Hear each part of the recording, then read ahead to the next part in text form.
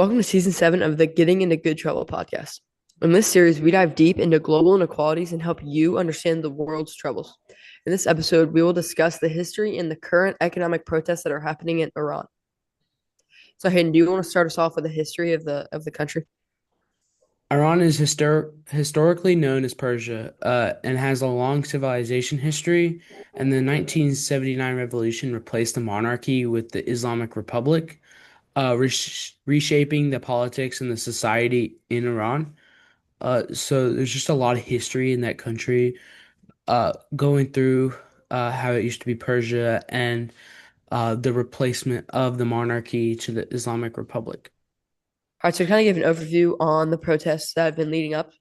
So, the protests started because Iran's economy has been weakening for years up to this point, and the currency recently collapsed. So right now, the real to dollar ratio is about 1.42 to 1.4 million per USD dollar. But earlier in 2025, the real to dollar ratio was around 817,500 reals to $1 USD, and that just shows a major decline over the years. So the real lost about 40% of its value in a very short time period leading up to the protests. And so the protests first started with bazaar merchants. And one thing I want to point out is that bazaar merchants don't really get political, because that could hurt business. And really, shopkeepers in general don't get political. But this economy issue and the protests have gotten so big that they've needed to state their opinion. And um, also, when the protests first started, they started on university campuses. And I want to point out something that's interesting about that because that could affect the younger generation of people. So the youth unemployment rates have been very high, about 20%, 20.1% in urban areas and 15.9% in rural areas in 2025, which is much higher than the overall unemployment rate, which is 7.5%. So this means that young people in Iran struggle to find jobs compared to the general population. And I think this could really affect their future. Basically what Oliver was talking about is how all these protests started, and I want to talk about how has expanded to over 180 cities across the Islamic Republic, and is now said by CNN to be the biggest threat to the Islamic Republic since a revolution that happened in 1979. So I feel like that's very interesting, and there's been a lot of controversy about how the government will respond. Now, how the Iran government has actually responded has been described as one of the most brutal and bloody repression in over a decade, according to BBC News. The security forces have used live ammunition to fire directly into crowds. Live ammunition, not rubber bullets. Now, the death toll has been counted at approximately 2,000 people. Now, to hide the scale of the violence, the regiment has implemented a digital kill switch, which drops the internet connectivity to as low as 3%. So around 3% of people can access the internet. Now, this disables standard phones and messages throughout the whole area. And the authorities have been specifically targeting Starlink users to stop the leaking of the protest footage to the outside world. And Ben, kind of going off of what you said about the total blackout from Iran's government. So on January 8th, 2026, the government imposed a near total blackout, which cut about 1% of all international connectivity of normal levels. And I want to point that out because that could very well make this issue look a lot smaller to outsiders who don't know a lot about it. And looking into it like we are and talking about it really brings out so much more information than we would have because of how much um the blackout was restraining from information being shared. And some countries that have got involved due to the government's response are Israel, USA, Germany, and Canada. We haven't really heard too much about action being taken from any of them.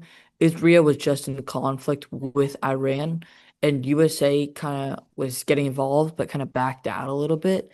And apparently they're starting to get involved more due to CNN, but we haven't heard any action from Israel, USA, Germany, or Canada. So we're still in the air about those. And I think if they do take action again, something will happen between one of those countries. Let's now go to our interview with an expert that has decided not to use their name or video. This expert was born in Iran, and went back and fourth until about middle school. She has multiple relationships that are still inside of Iran. Uh, so let's now go to the interview. Well, thanks for having me. I was born in Iran, Shiraz, which is the south part of Iran. Um, I was raised in this state in the Atlanta area, and basically have strong cultural ties because my parents raised me with strong cultural ties and memories. I was a little girl. The first time I came here was when I was 4, and then we went back for a few years. And then the revolution happened, and I have memories living through the revolution and the Iran-Iraq War. After that, came here when I was 80 years old and have lived in the States. So it breaks my heart to see what's going on currently because of the protest and everything else that started in 2022 after Mahsa Amini's death. So going off of that, how do you think, how is your experience through the revolution and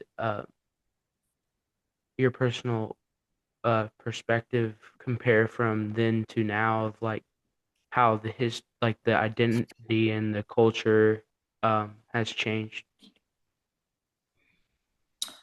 So before the revolution, it was a Western world.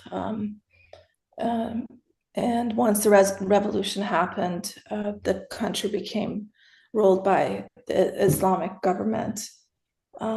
There's a huge difference of freedom that was taken away when that happened from the people. As a little girl, I remember how the country became Islamic, how they took over, what they did, the scare tactics that they put within the country for the people, the general population, to actually feel like they had to belong and or listen to the way the government was trying to control the country moving forward. So you're kind of talking about the violence aspect and the controlling of the government.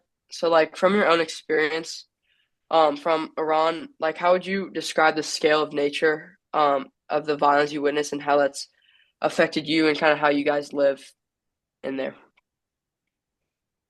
So the violence in general, so day to day, people don't feel like they're being violated. So to say, everything happens, but it's more underground. The parties happen behind closed doors. Women are not covered. What happens as far as the violent aspect is if in a public setting, anyone does not follow the rules. Rules meaning the women are not, covered the way they are expected to be, or the relationship or of a boyfriend girlfriend, or drinking it was banned when the revolution happened. Of course, drugs as well. I remember as a child, I still clearly remember an incident. My parents went out to buy some groceries, and I overheard them that they almost got shot because they had stops that they had placed. And my father had the radio on high, and he didn't hear the words east, which means stop in Persian or Farsi. And they almost started shooting at them. So that was a very frightening moment for me as a child to overhear that story when they came home and discussed it amongst themselves. That said, violence happens currently in the setting of protests. Basically, they control protesters by cutting the internet, cutting the lights, and physically violating them. So, to keep control of the country. Protests have happened and or started happening in 2022 after the death of Mahsa Amini, who was a young girl or young lady who was visiting Tehran with her family on vacation, and her hair covering was not up to the mandated code. So they approached her and she talked back. So they started beating her up. That physical violence ended up making headlines because of her death as a result of it. The cause of her death, basically, the entire country broke into protests.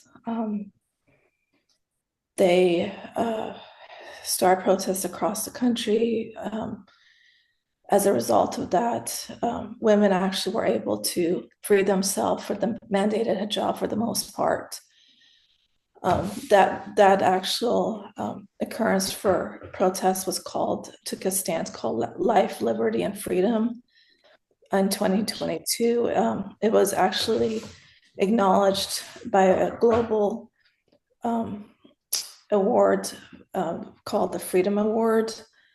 You can look it up. It was awarded by Freedom House in the honor of the protesters that were killed in 2023. How do you think those protests in 2022 compare to the ones in the protests in late December 2025 going on to 26? How do you think like it's relating through the government's actions and the violence? The government basically, you could call them, refer to them in a way that wants to keep control. So they have basically the same structure to the same process to keep control. They use face recognition. A true story is that they basically go into homes after the protesters have been recognized and pull them out and take them in and imprison them. This last set of protesters, a lot of protesters were hung in mass numbers. The physicians were taken into custody and killed because they treated protesters in the hospitals.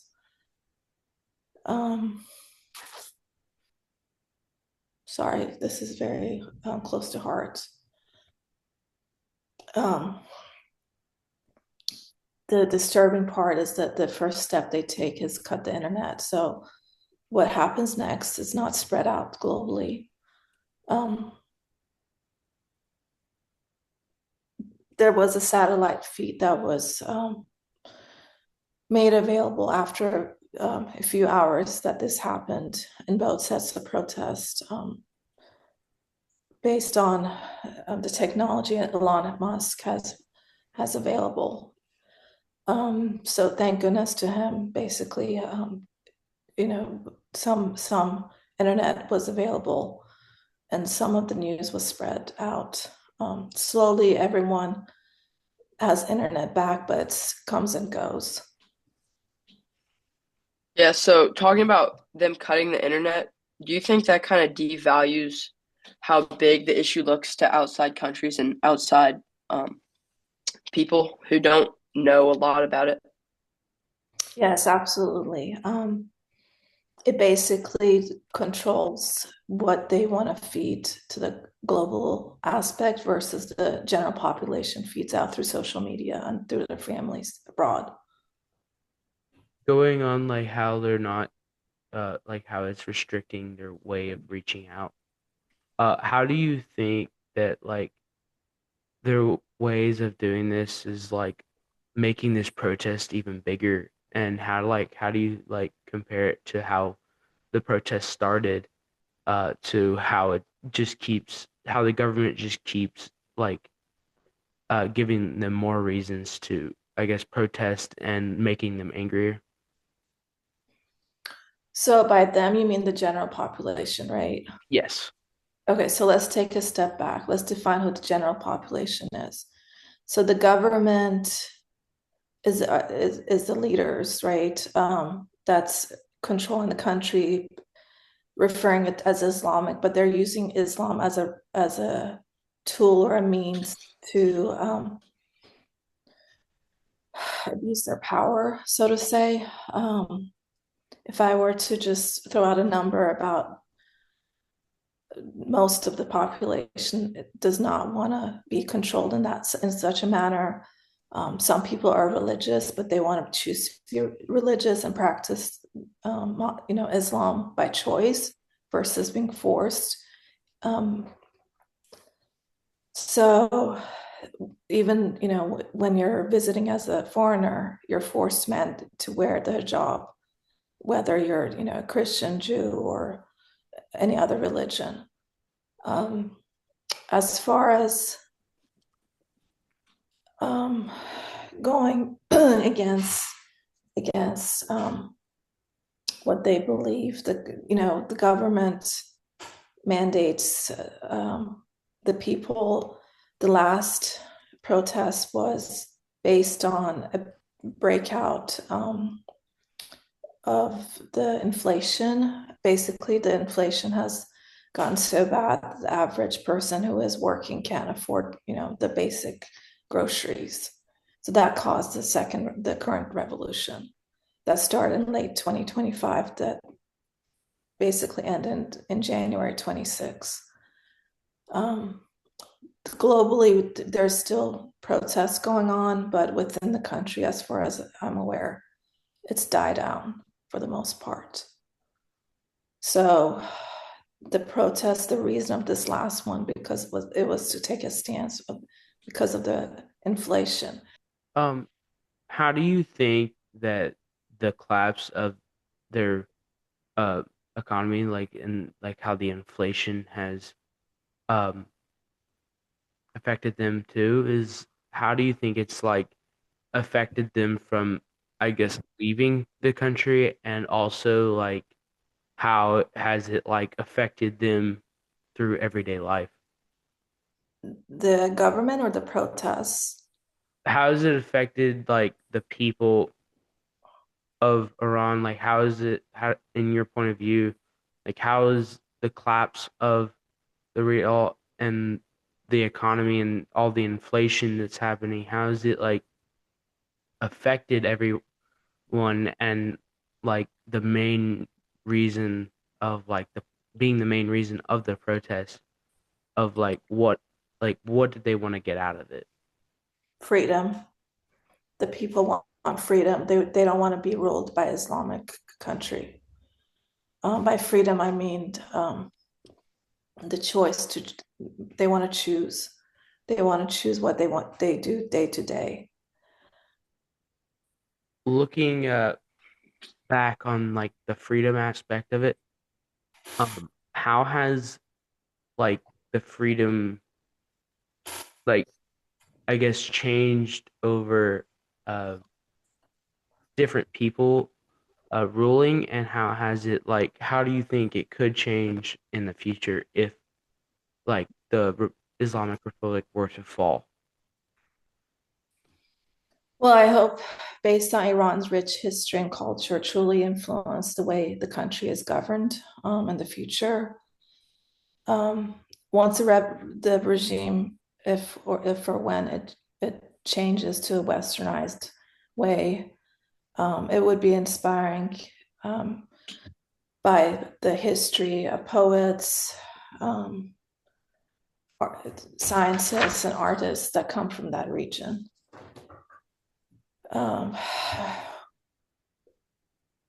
We can think of Iran as one of the richest parts of the world, based on the history and how back it goes. One day, I personally hope that it becomes a country where everyone can go freely visit, like the European countries, because it's such a rich country that has beautiful historic sites. It has beautiful nature. It has beautiful culture that's very warm and giving, full of kindness. So my hope is one day we can get to that. So kind of going back. Oh, Go sorry, ahead. you go. No, go ahead. So, okay. So when you said that the people want freedom, how do you think the economic issues in the currency collapsing, how do you think that affects the ability for the citizens to get freedom going on? So the collapse of the real, when during the Shah it was 7 reals to $1. Now I think it's 100. I haven't even kept up with over 150,000 reals to $1. So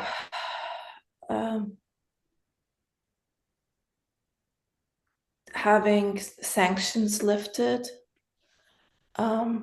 will basically allow the real to go back to where it was, and building strong relations to the Western world, where tourists can come and go. That will bring, affluency back to the country. The country itself has a lot of wealth, has oil, it has, the caviar, it has Persian rugs, it has a lot of artwork. A lot of, many people are educated. I would say, if I had to guess the percentage, I would say about 95% of the country is educated and highly educated. The schooling there is at a different level than here. Kids there, most mandated, are going through Calc 2, Calc 3 as a mandate.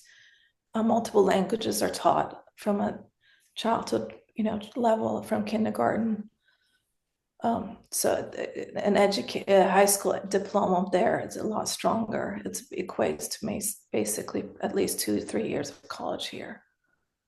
So that said, it's a very educated group of population. It's not a backward thinking country. Women are as educated as the men. So hopefully one day we can, intermix. Do you guys think you would be interested in going visiting a country, a part of the world, when it's not so scary and violent? Yes, that'd definitely be cool. All right. Especially with our experience with like interim trips, Mhm. going abroad. That'd definitely be cool to see that improvement. Welcome back from the interview. We're going to be debriefing it. So one thing I just kind of want to share is how much we appreciate our expert for doing an interview with us, and we could tell some things were hard to talk about and very emotional, but she gave us very valuable information, and we really appreciate the help. One of the points she went over was the the violent factor of the things they're doing to the people of Iran, to kind of put them in a place of feeling threatened and feeling violated. Um, like there's been the digital kill switch, as we talked about. There's been uh the hangings. There's been the just the different ways of tracking the people of Iran and taking them and violating their rights, and also just abusing their power and abusing the people of Iran to kind of get their way in the protest. And yeah, Hayden, one thing I want to note is what we kind of talked about before the interview is how the digital kill switch and the internet blackout can just kind of devalue the issue, and that's kind of what we thought. And talking to our expert, she kind of thought the same thing. I just thought that was interesting because she has both perspectives, one from an inside perspective and one from an outside perspective. and her talking about how the internet blackouts and not being able to share the information can really make the issue or the problem in Iran look way smaller to outsiders than it does inside the country. And one thing I also thought was interesting that she said is kind of how they can solve the currency collapse and the economic problems. Um, so we kind of talked about this a little bit before, but we didn't go into too much depth. But she basically said that to solve the real to dollar ratio is they're gonna have to do some outside trading with other countries and also bring in tourists because that can bring a lot of money and boost the economy. And I just thought that was interesting because we discussed how Mount Vernon goes on interim trips, and if this country eventually becomes safe and a safe government place to be, I think this could be a possible interim trip possibility, and that would bring in a lot of money for tourism and just really broad the things you can do there and the amount of fun and money you can bring in. Yeah, I think it's interesting that she also talked about like the opportunities uh that Iran gives and the things they can provide to the world, like the oil, like the art pieces they have there and all the different types of things the merchants sell, like the rugs that she talked about. So I think it's interesting to see if the government like the government and how if it were to become better there, um, we would see a different place in the economy and also like um how the economy would change and then also how people would more likely visit to boost the economy and boost the amount of money they have. And one thing we didn't cover in the interview, but we talked about earlier, is how the teen audience or the teen protesters have been protesting against the government. And she lived in Iran as a younger teen, and there's a lot of things that could possibly happen that her being a teen affected where she is today, and she could be in a completely different place if she was older. So age really matters when you're protesting against the government, and experiences are just different. Now that we've talked about everything that we could, you just want to thank the expert for joining us and giving her background and story and the information that came along with it, even though some of it may have been hard. And we want to thank you guys for joining season 7 of the Getting Into Good Trouble podcast, where we dive deep into global inequalities and help you understand the world troubles. This episode was about Iran and the history of Iran, and we hope it shed light on the topic and taught you instead of just shared some information with you. Thank you.